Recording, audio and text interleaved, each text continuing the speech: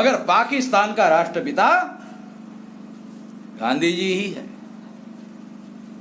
भारत के पार्लियामेंट ने, भारत के संविधान सभा ने गांधी जी के इस भयानक कार्य के लिए उनको माफ नहीं किया और उनको राष्ट्रपिता मानने वाला प्रस्ताव पारित नहीं किया।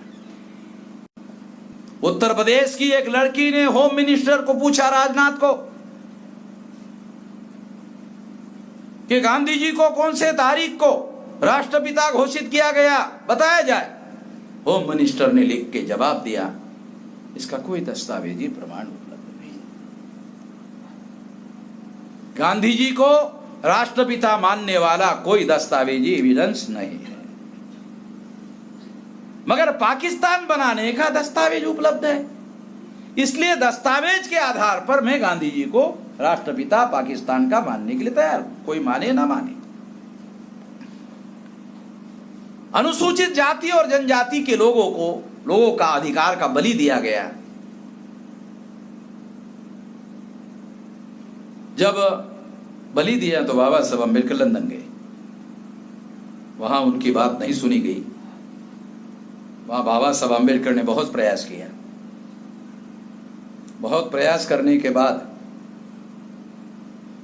एक बड़ा दबाव पैदा हुआ। बाबा साहब अम्बेडकर ने एक बयान दिया बॉम्बे आकर कि हम ऐसे किसी संविधान को मानने के लिए तैयार नहीं है जिस संविधान को, जो संविधान हमारे लोगों को सेफगार्ड देने के लिए तैयार नहीं है। हम ऐसे किसी संविधान को मानने के लिए तैयार नहीं। जब ऐसा बयान दिया बाबा साहब अम्बेडकर ने, तब नेहरू जी माउंटबेटन के पास गए और उनको कहा कि डॉक्टर अम्बेडकर ने बयान दिया, इसका कोई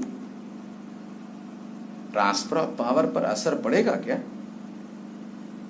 माउंटबेटन ने कहा पड़ेगा। क्यों? क्योंकि ब्रिटिश गवर्नमेंट की पॉलिसी है। तो इसका रास्ता क्या है? क्योंकि ट्रांसफर ऑफ पावर होगा तब तो जवाहरलाल नेहरू रियल प्रधानमंत्री बनते। इसलिए जवाहरलाल नेहरू ने माउंटबेटन को पूछा क्या किया जाए। माउंटबेटन ने कहा डॉक्टर अम्बेडकर से समझौता कर। ये सलाह लेकर जवाहरलाल नेहरू गांधी जी के पास गए और गांधी जी को कहा कि माउंटबेटन का ये सलाह है, क्या किया जाए। गांधी जी ने कहा डॉक्टर अम्बेडकर के साथ समझौता करना बहुत खतरनाक है। जवाहरलाल ने पूछा कैसे? जवाहरलाल तुम जानते नहीं हो, पूना पैक्ट के दौरान मरते मरते बच गया था। तुम अम्बेडकर को जानते नहीं हो, मैं ऐसा नजदीक बैठकर जानता हूं। तुमको तजुर्बा नहीं है, इसलिए अम्बेडकर के साथ समझौता करना, मोल तोल करना आसान काम नहीं है। वो केवल पढ़ाई लिखाई में ही बैरिस्टर नहीं है, दिमाग में भी बैरिस्टर है। फिर जवाहरलाल जी ने पूछा क्या किया जाए, अगर ऐसा है तो क्या किया जाए। तो गांधी जी ने जवाहरलाल को सलाह दिया ऐसा करो, डॉक्टर अम्बेडकर को संविधान लिखने वाली जो ड्राफ्टिंग कमेटी है उसका चेयरमैन बना दो। तो इससे क्या होगा, डॉक्टर अम्बेडकर को जैसा संविधान चाहिए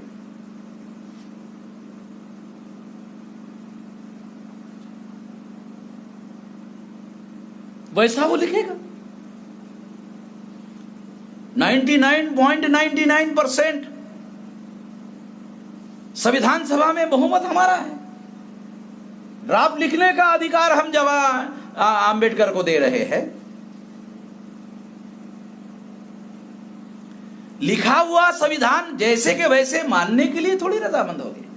ड्राफ्टिंग कमेटी का चेयरमैन बना रहे हैं कि लिखने का काम तुम करो, पास करने का काम तो हमारे पास ही है, बहुमत हमारे पास है।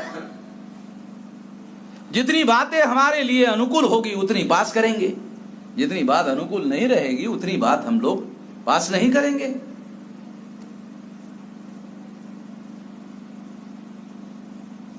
और जितनी पास करेंगे उतनी 26 जनवरी 1950 के बाद फिर सरकार हमारी ही होगी, बहुमत भी हमारा ही होगा। जो डॉक्टर अंबेडकर का संविधान है उस पर कितना अमल करना और कितना अमल नहीं करना, ये हमारे ही नियंत्रण में है। जवाहरलाल जी, आपको चिंता करने की कोई जरूरत नहीं है। जवाहरलाल जी ने मन ही मन सोचा कि बुढ़हू साला गांधी बूढ़ा हो गया है मगर दिमाग अभी भी तेज है। और फिर जवाहरलाल जी ने वही किया। संविधान बाबा साहब अम्बेडकर ने जैसा चाहिए वैसा बनाने की कोशिश की, पूरी तरह से तो सफल नहीं हुए, ऐसा उन्होंने खुद अपने भाषण में कहा संविधान सभा के। मगर जो भी संविधान बना उसमें हमारे लोगों को बहुत सारे अधिकार मिले। पहली बात तो संविधान का प्रियम्बल ऑफ द कॉन्स्टिट्यूशन घोषित करता है यह संविधान सभा समता, स्वतंत्रता, बंधुता और न्याय पर आधारित समाज और राष्ट्र का निर्माण करेंगे। ध्यान रखो, मैं सब लोगों को जो बता रहा हूं, जो लोग सुन रहे हैं, अब आ गया बाबा साहब आम्बेडकर के जीवन का मकसद आ गया। उनके जीवन का मकसद क्या था कि इस देश को, देश में रहने वाले लोगों के लिए ऐसा समाज और ऐसा राष्ट्र निर्माण करना है जो समता, स्वतंत्रता, बंधुता और न्याय पर आधारित होगा, जिसके लिए बाबा साहब आम्बेडकर ने पूरी जिंदगी कुर्बान कर दी थी, जिसके लिए अपने अनुयायियों को वो कह रहे थे कि तुम भी इसको हासिल करने के लिए जान की बाजी लगा दो। और इसलिए ये बात खास तौर पर मैं आपको बता रहा हूं। शेड्यूल कास्ट, शेड्यूल ट्राइब के लोगों को, शेड्यूल कास्ट को 15%, 7.5% आदिवासियों को और 52% ओबीसी के लोगों को भी अधिकार देने का जब प्रयास किया, उस अधिकार को देने के लिए जवाहरलाल नेहरू ने अवरोध खड़ा किया कि आप अंबेडकर, आप अनुसूचित जाति और जनजाति के ज्यादा से ज्यादा नेता हो, ओबीसी के नेता आप नहीं हो। ओबीसी के नेता गांधी जी है और गांधी जी ओबीसी के बारे में कुछ बोल ही नहीं रहे देने की। जब संविधान सभा का चुनाव हुआ, एक भी ओबीसी के आदमी को गांधी जी ने कांग्रेस का टिकट नहीं दिया। ऐसा नहीं कि ओबीसी के लोग लायक नहीं थे।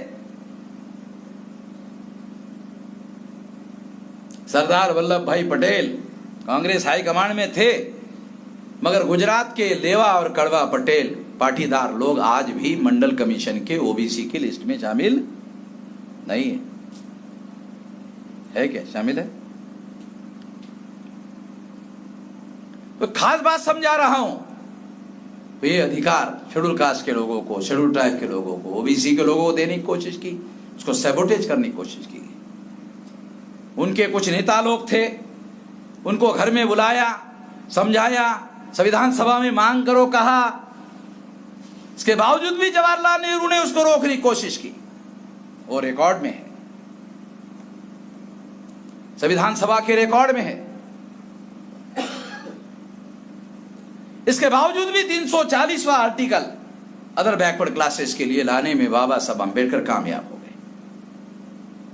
और बाद में जब वो लेबर मिनिस्ट्री से इस्तीफा दे दिया, जब लॉ मिनिस्ट्री से इस्तीफा दे दिया, बाहर जाकर उन्होंने ओबीसी के लोगों का मामला खड़ा कर दिया आर्टिकल 340 के तहत।